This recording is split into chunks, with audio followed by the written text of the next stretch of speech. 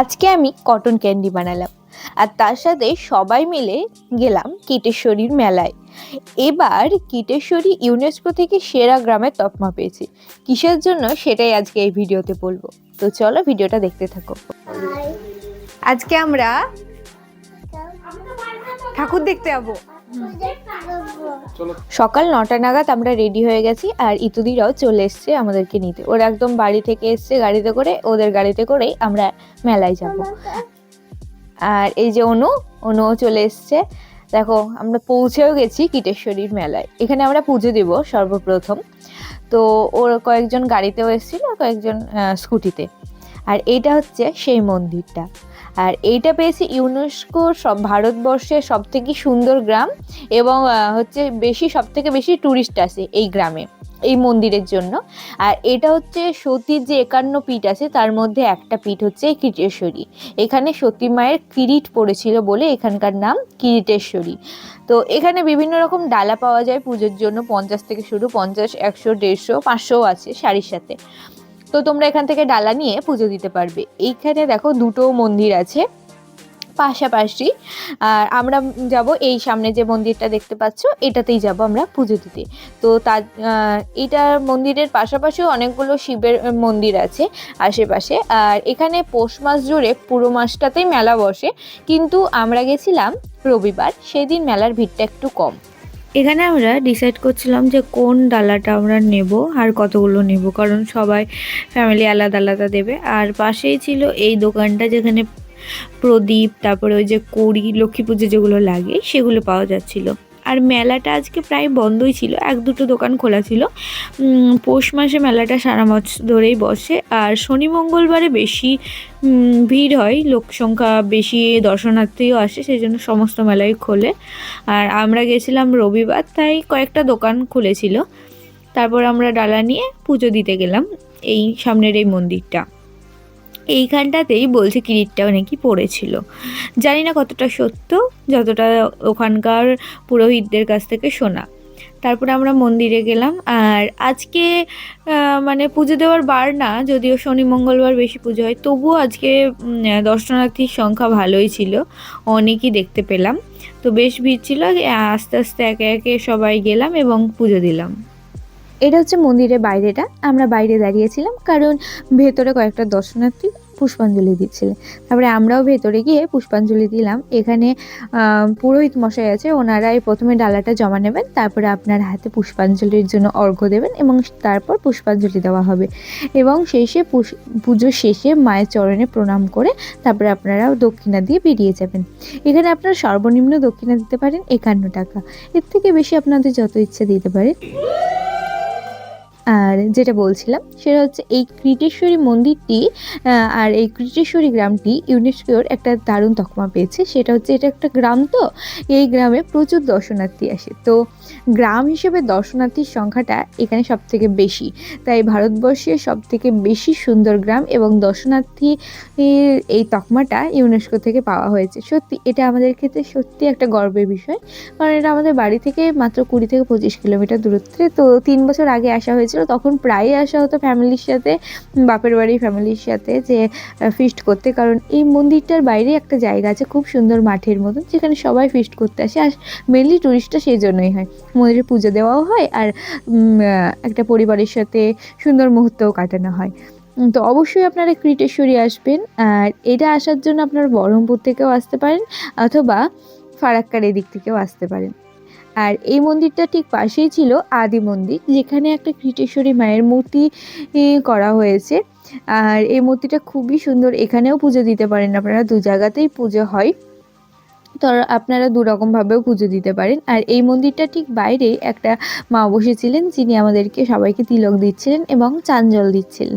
সেটাও আমরা নেওয়ার পরে আমরা এখানে এই মন্দিরটা আপনাদেরকে ঘুরে দেখাবো এবং এখানে কয়েকটা ধূপ জ্বালিয়ে দেব, কারণ ওই মন্দিরটা দেওয়ার পর ধূপ জ্বালানোর সেরকম জায়গা ছিল না, কারণ সব মন্দিরে যেখানে সেখানে ধূপ জ্বালানো নিষিদ্ধ। কোনো একটা নির্দিষ্ট জায়গা আছে সেখানেই জ্বালাবেন, কারণ জায়গাটা নোংরা হয়। তো তারপরে এখানে সামনেই একটা ছিল শিবের ঘর, তো ওখান থেকে একটা প্রদীপ না মোমবাতি জ্বলছিল। তারপরে দিদিকে বললাম চল ওই মোমবাতিটা ধরিয়ে ধূপটা চারিদিকে ধরিয়ে দিই, ধূপবাতিগুলো।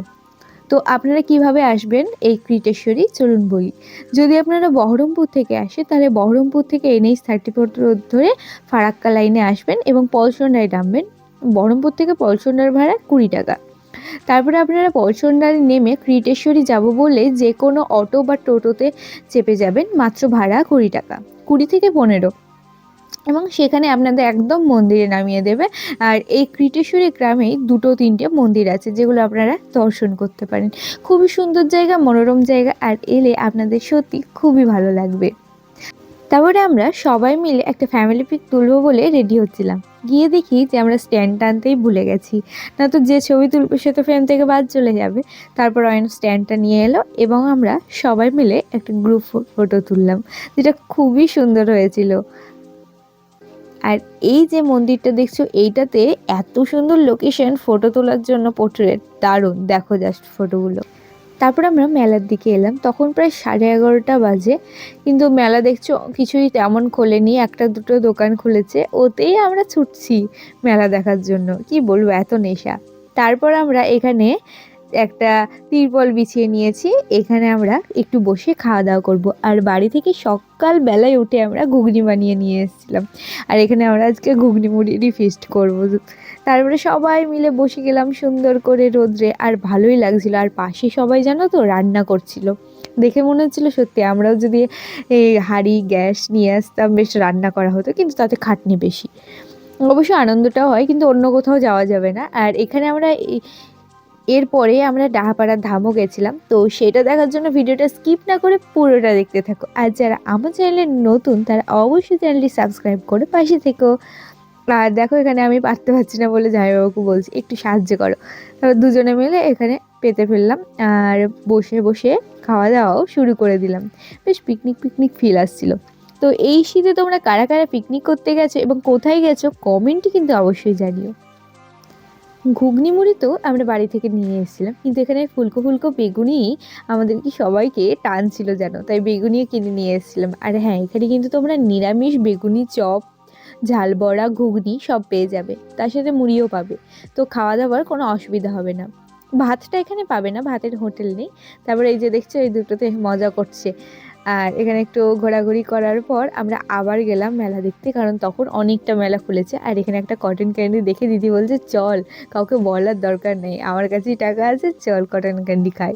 তারপরে আমরা দুটো নিয়েছিলাম, কারণ সত্যি এটা এত লোভনীয় জিনিসটা, কিন্তু একটা বলে না দিল্লি কা লাড্ডু जो खाएगा वो पछताएगा, जो नहीं खाएगा वो भी पछताएगा। ছবিটা তুলো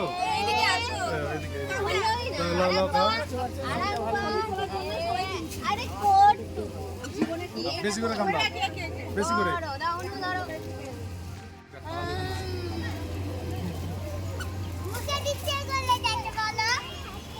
আর অমনি করে কি আর হচ্ছে খাওয়া